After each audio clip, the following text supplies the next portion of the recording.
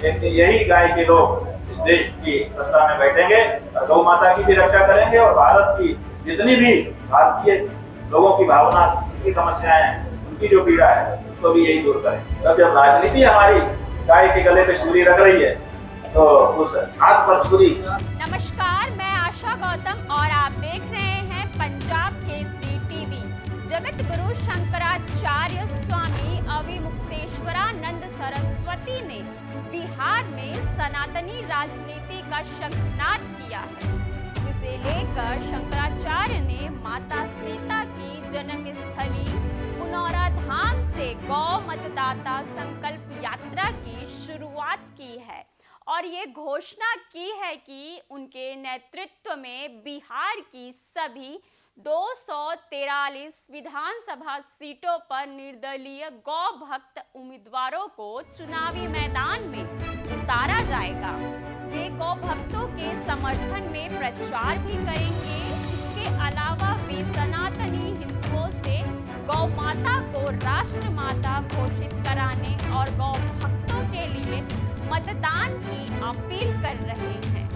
उन्होंने ये कहा है कि जो गौरक्षा की बात करे उन्हें ही वोट दे। दरअसल भागलपुर में एक सभा को संबोधित करते हुए अविमुक्तेश्वरानंद सरस्वती महाराज ने कहा कि सनातन धर्म की रक्षा तभी संभव है जब हम गौ माता का संरक्षण करेंगे। गौरक्षा हमारी आस्था का विषय ही नहीं बल्कि ये हमारे समाज और संस्कृति की भी आधारशिला है। उन्होंने सभी लोगों से ये आग्रह किया कि आगामी विधानसभा चुनाव में केवल उन्हीं प्रत्याशियों को वोट दें जो गौरक्षा को लेकर स्पष्ट और दृढ़ संकल्पित हो। कह रही है कि हम गौ माता की रक्षा करेंगे, तो आखिर हम वोट किसको देंगे? तो किसी न किसी को तो देना पड़ेगा, तो वो वोट दे सकें इसके लिए कोई तो प्रत्याशी गाय का होना चाहिए। तो इसीलिए हमको खड़ा करना मजबूरी है। इसी चुनाव से सर, इसी चुनाव से सभी हर विधानसभा में एक व्यक्ति गाय के लिए खड़ा रहेगा जिसको गौ संकल्पित मतदाता अपना वोट दे सकेंगे और बाद में वो वोट गिना जाएगा पूरे बिहार का कि कितने लोगों ने गौ माता के समर्थन में मतदान किया है।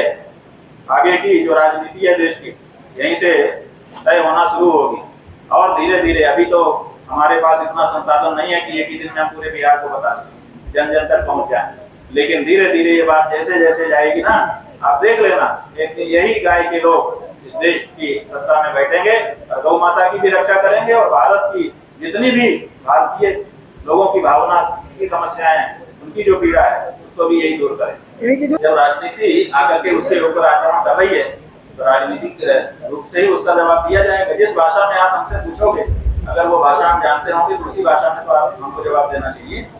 तब जब राजनीति हमारी गाय के गले पे छुरी रख रही है तो उस हाथ पर छुरी हम दूसरे कौन से तरीके से रख सकते हैं? आप बताओ, राजनीति ही है वो छुरी। और हमको भारत के संविधान ने यही अधिकार दिया है कि आप अपने मुद्दे पर वोट करो। हमारा मुद्दा गाय है, हम अपने गाय के मुद्दे पर वोट कर रहे हैं, इसमें दिक्कत क्या है? अपने देश के प्रधानमंत्री जो वर्तमान में हैं उनको देखते हैं तो 2014 के पहले उनकी एक बड़ी मजबूती दिखी। उन्होंने कहा था, उनका चर्चित व्याख्यान है जो करोड़ लोगों ने बार बार देखा है, आज भी देख रहे हैं। वो कह रहे थे कि गुलाबी रंग देख करके तुम्हारा कलेजा जलता है कि नहीं, मेरा तो जलता है। जब सुप्रीम कोर्ट ने कह दिया है कि पूरे देश में गौ हत्या बंदी करो तो मनमोहन सिंह क्यों नहीं कर रहे हैं, इतने कमजोर क्यों हैं? प्रधानमंत्री के पद पर आ गया तो गौ हत्या बंद हो जाएगी। लेकिन देखते देखते 1 साल गया, 2 साल गया, 1 टर्म गया, 2 टर्म गया, तीसरे टर्म की बारी आ गई। तीसरे टर्म में अमित शाह जी, उनके जो खास हैं, वो आपके बिहार की सीतामढ़ी में आए और उन्होंने कहा कि नरेंद्र भाई को तीसरी बार आप प्रधानमंत्री बना दीजिए, हम गौ हत्यारों को उल्टा लटका करके सीधा कर देंगे। 1.5 साल उस बात को भी बीत गया, आज तक एक गौ हत्यारा उल्टा लटका करके सीधा किया गया हो और आपके पास कोई समाचार हो तो हमको बता दें। ऐसे में हमको स्पष्ट हो गया, जिनको हम मजबूत समझते थे वो केवल दिखावे के मजबूत थे, अंदर से गौ माता के लिए वो भाव उनके नहीं थे जो हम उनमें चाहते थे।